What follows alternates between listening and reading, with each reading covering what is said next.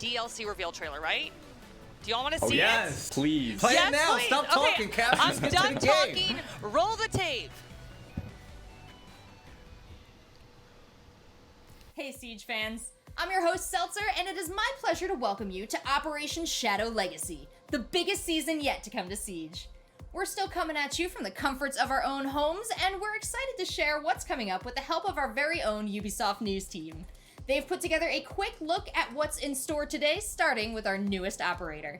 Most of you know him as Sam Fisher, but at Siege, we like to call him Zero. You should know better than to write me off.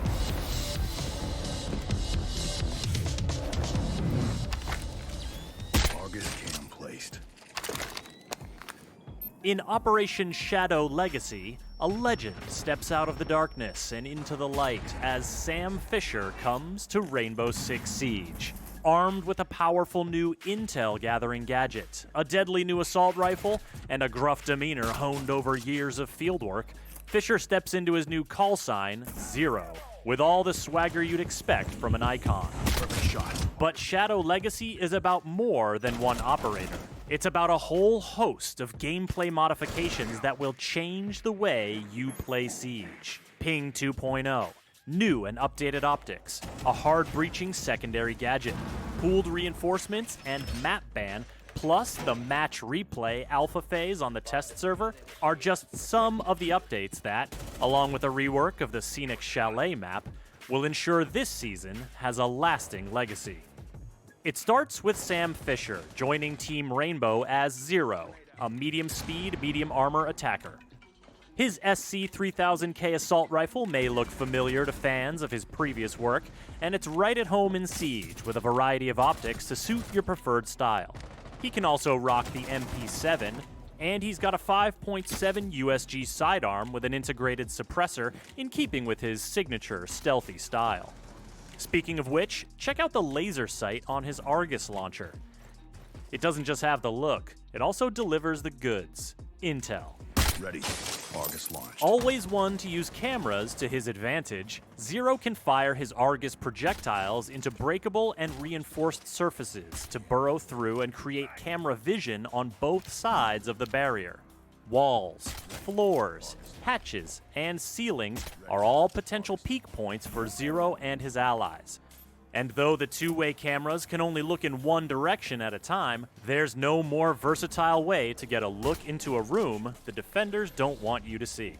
Even if they can't burrow all the way through, Zero's camera projectiles will still stick into most surfaces, opening up a world of possibilities for cheeky new camera placements. Cam deployed. And it's not just intel they'll be gathering.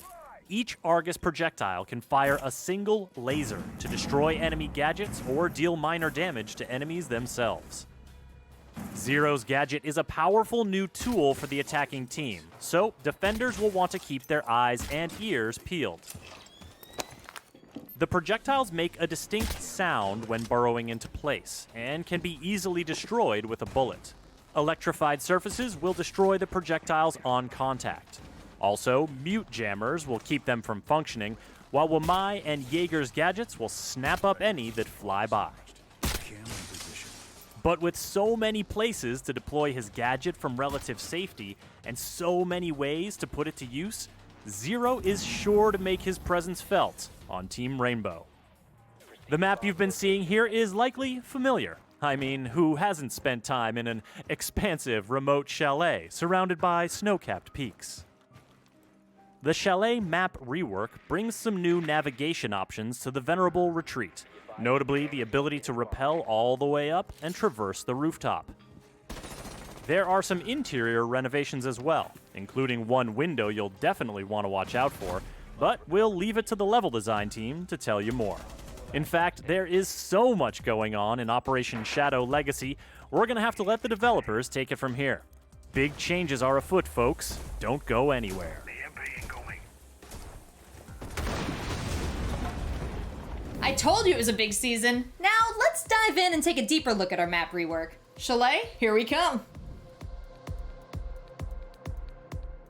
Coming back to Chalet was really exciting, and it brought me back to my earlier years playing Rainbow Six, going through the woods with my squad, going towards the objective.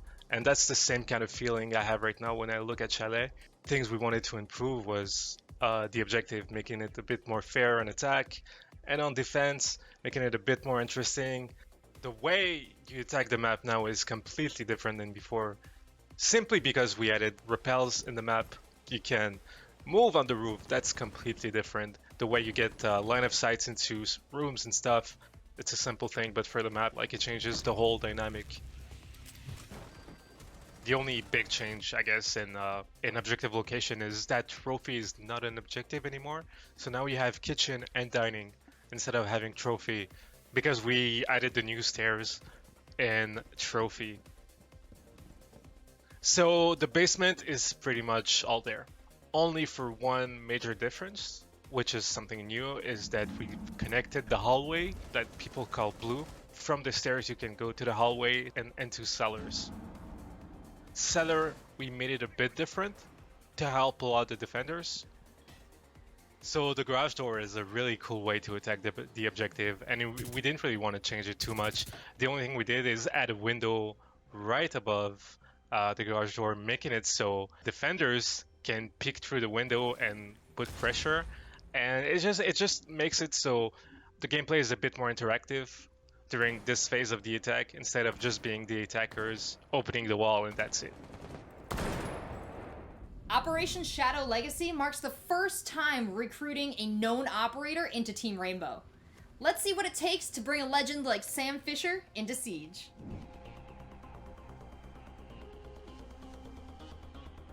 There is a lot of elements in the Sam Fisher fantasy that revolved around the Sam Fisher Splinter Cell gameplay of infiltration, of stealth, against AIs. Those elements, we had to interpret them in a way that would fit a PvP game like Rainbow Six Siege. We're bringing this camera intel aspect, the fact that Sam has more intel than his opponent, that he can outsmart them. So that was the first step, trying to get an intel tool on attack for Sam that would feel interesting. And that's when we came up with this idea of just, how can I look in the next room? How can I have an idea what's happening on the other side of the wall? And that's where we came up with the idea of the camera drilling through the wall to give us information on the other side. When we started using that concept, which we felt was awesome and very natural in Siege, and as well also very Sam Fisher, we wanted to also have this gameplay that is so common to every iteration of Sam, where you are in those intel tools, but you don't just collect information, you also wait for the right time to act. And that's when we came up with the idea of this one laser shot that the camera has, because the fantasy of having a gadget embedded in the camera was strong, and also since the laser is visible and make noise, it is relevant for Zero to actually look at the defending team and maybe wait for them to be far away to use their gadget to not betray the location of your camera. And that gameplay of being in a cam and watching the defender pass by and wait for the right time to use the gadget is, to us, very Splinter Cell. Like, the core role of Sam here is definitely going to be intel gatherer. And as a result, one of the parties thrives very much, like he's really good at flank watching. Flank watching is really a strong suit. At the same time, we made a kit for him that would allow him to get rid of a lot of utilities. Defending team does not have access to IQ, so we could not afford to have those cameras being as subtle as Valkyrie, for example, and we had to make them more visible. So when they land, they make a distinct thud. They are bigger than a Valkyrie cam, they are a very distinctive shape, like a decal around it, so if you look for it as a defender, you should be able to find it. And it might be difficult to catch them with a regular mute jammer. Mute jammer are efficient at catching drones because you can funnel them through doors, drone holes, etc. So it's a pretty great way to go around a mute Mozi setup, for example. It is still a projectile. Jaeger and Wamai will interact with it just the same, which, depending on how you see things, might be a counter to Zero himself or to Wamai and Jaeger based on how much utility you bring. We're bringing a new weapon, and not just any new weapon. We're bringing the ST3000K, which is for us the iconic weapon of Splinter Cell. You're gonna recognize it right away by like the way it looks, the way it feels, and yeah, it's pretty great. It's definitely for us part of the Splinter Cell package, and it was really enjoyable to have that. But we didn't stop there. Like, we wanted to give you an option that would be come maybe at a surprise and something very enjoyable for our community, and that would fit with what we see in this character, and that option is the MP7. This time with magnification.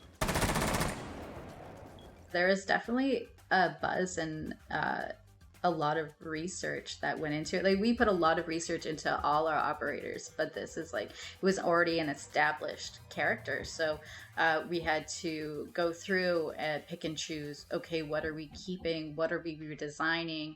What is essential to the core? So it was a little bit intimidating because he's such a big character. We have an in-house Sam Fisher expert, so we made sure I checked in with him pretty much every step of the way. So Sam Fisher's new codename Zero, it's a sign of respect. Zero and Zero Alpha are actually call signs given to the net controller or commander. So it indicates his seniority. Harry is a psychologist. He doesn't have that military experience that Sam does. And coming in as an instructor, he's going to teach the rest of the guys a thing or two. So he's our first member of the ROS, Rainbow Operational Staff. My headcanon is always just Sam Fisher sitting in the back of the room with a coffee. He just doesn't say anything. He just looks at you and then walks away. Just pure judgment. Now, if it hasn't sunk in yet that this season's a little bit different, we're about to make it crystal clear. This new era of Siege is kicking off with a ton of core gameplay modifications that are going to change the way you play. Here to tell us more are some of our wonderful developers from Montreal and Barcelona. First of all, we're introducing 2 new sights, a new red dot and a new holographic sight. We are also bringing in 2 new scopes, one of it which is going to be at 1.5 zoom level, the other one is going to be at 2.0 zoom level. We are also changing the ACOG a bit. We're reducing the zoom level to 2.5 from 3.0. We are also keeping the 3.0 level. We're going to change the reticle and aesthetic insight of the scope, and it will also be distributed on DMRs. So yes, it's going to provide us with a new balancing tool for kits and provide you with different experience. So once the TS hits live for Shadow Legacy, feel free to hop in and provide us with some feedback. I hope that people find new favorites. They will rediscover some weapons that they discarded before because they didn't have the ACOG. Now with a 1.5x, maybe they'll discover like this weapon is crazy good and they'll have a new favorite. One of the most exciting one has to be the 1.5 on the Vector. It would have been too good to have an ACOG on it, but the ability to give a 1.5 and actually use the range, it's incredibly fun. With those new sights and scopes, we're also bringing in more customization for the players. You will be able to customize the sensitivity of each of those zoom level. So if you want to have a super quick 12x and a super slow 5x, nothing is stopping you now. Instead of having 2 global options, one for regular sensitivity and one for sensitivity while aiming down sight, we are keeping the global sensitivity, and we are also increasing the amount of sliders that you have control over. So you will have a slider for the 1x, you will have a slider for the 1.5, 2.0, etc. So more control for the players. We are introducing the accessibility tab in the option menus. So this will be the last tab that you see. When you open this, you will have plenty of choice for colors of your reticles. You will be able to choose from colorblind types or simply pick a colors among the choices. And one of the other things that we will bring to this customization is the opacity level of the reticles. You can open this menu and this tab while you are in game, and then you'll be able to change it whenever you want. So just like we mentioned at the 6th Invitational, we want to make new content for everyone to enjoy. This will also allow the balancing team to have more tools to balance the weapons, kits, and operators. So yes, making sure that every operators have fun options and fun guns. In live, each defender has 2 reinforcements to deploy, so it's an individual amount of reinforcement. And with the new system of reinforcement, we have replaced this individual amount by a common pool of reinforcement. That means you have 10 reinforcement at the beginning of the round, no matter player starts the round. If a player is disconnected or leaves the game, you have still 10 reinforcements available for all the team. Some operator has a lot of utilities to put in the environment. So now operators that are less to do during the preparation phase can focus on reinforcement, for example. Roamers can reinforce more than 2 hatches.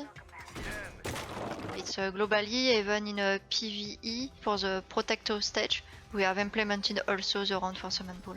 Improvement of the preparation phase is still an important axe for us, and we will continue to work on that in the future. Right now we have only hero pin, but with new pin system you just have to pin the gadget, and there was an icon tells you which gadget is there. So when you pin enemy gadget, you will be able to also reveal operator's identity on top of the screen. You can also pin your own gadgets, so this is useful for every level of the player, because let's say you pick the mute and you will be able to pin your own gadget to tell other players that I put mute gadget on this location. It's gonna be available on observation tool too, so you will be able to pin from camera and drone. We simply added number on hero pin assigned to each player, so it's gonna be 1 to 5. This will be decided at the beginning of a match, and you will keep until the end of the match.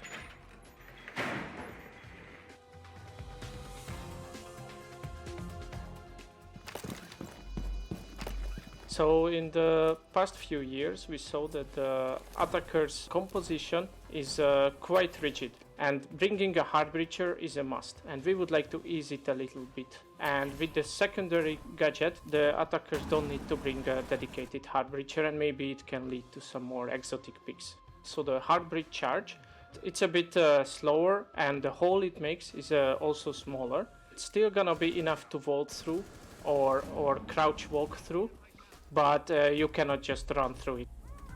Deployment, it's gonna be automatically activated, so there is no remote triggering.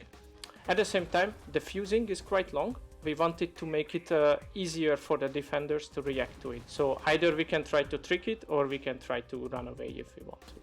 The hard breach charge can be deployed on reinforced hatches as well, and this is gonna be very important.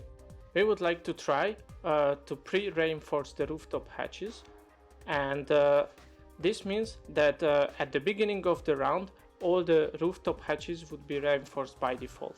This would give the defenders new opportunities and new defense strategies, because now they can decide to commit to defend those hatches with the help of Kite, for example. We would like to put it to test server and let our players give it a spin. If it doesn't work or players don't like it, we are ready to revert it. But if it works, then let's go. We will move forward with it. In Season 3, we are changing a little bit the behavior of the EMP grenade of Thatcher. As of now, in the game, Thatcher's EMP grenade can have multiple effects on the defender's gadget. Some of them are destroyed right away, and some of them are disabled for a certain amount of time, and then they come back to life. We would like to unify this, and from Season 3, all the defender in-world gadgets will be disabled instead of destroyed. The bandit tricking will change a little bit because of this. Thatcher's gameplay is gonna be more interesting. It's not gonna be just like I leave an EMP here and then everything is cleared and I can just go to the other side of the map. Timing is gonna be important, and to play together with the breachers, with the rest of the team.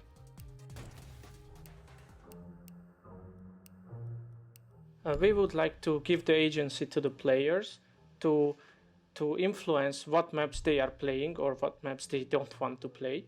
This will reduce the frustration of the player who doesn't want to play this certain map, and also can even lead to sometimes toxic behaviors of rage quitting.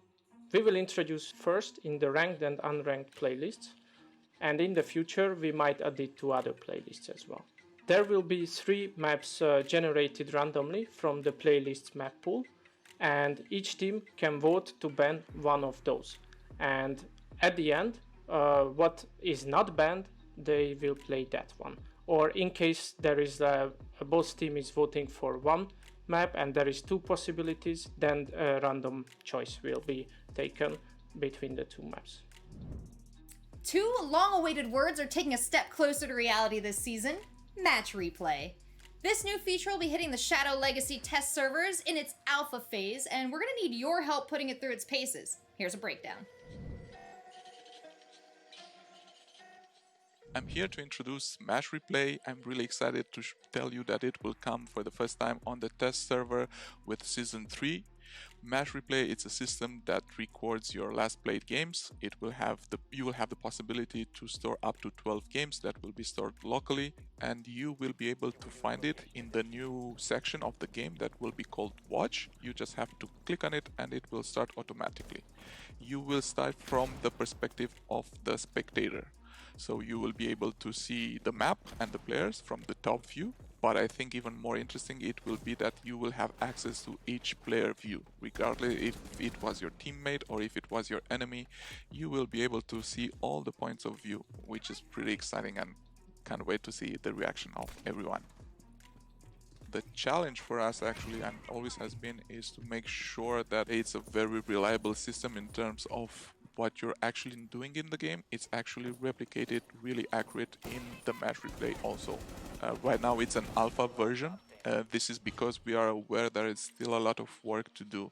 And you will see that by your own when you will test it on the test servers. Just go, try it and see how it is, because I'm very sure you will get pretty excited as I am. You will be able to see everything that happened in the game, and we also need your feedback to see how we can improve this feature even better. Along with all the features coming to you in-game this season, we've got 2 features coming to you outside the game. You've told us how important it is to track your performance, and so we're going to launch a new personal stat tracker called My Siege Stats on Rainbow6.com.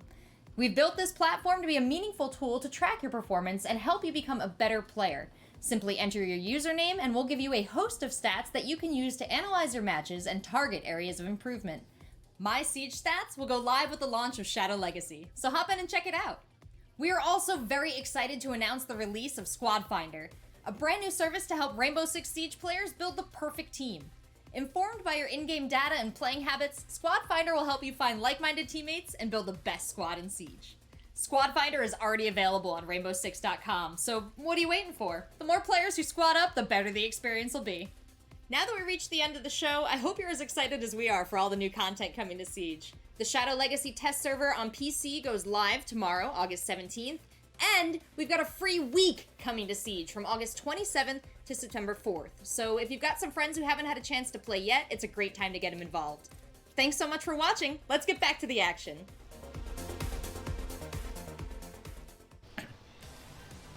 Oh my goodness.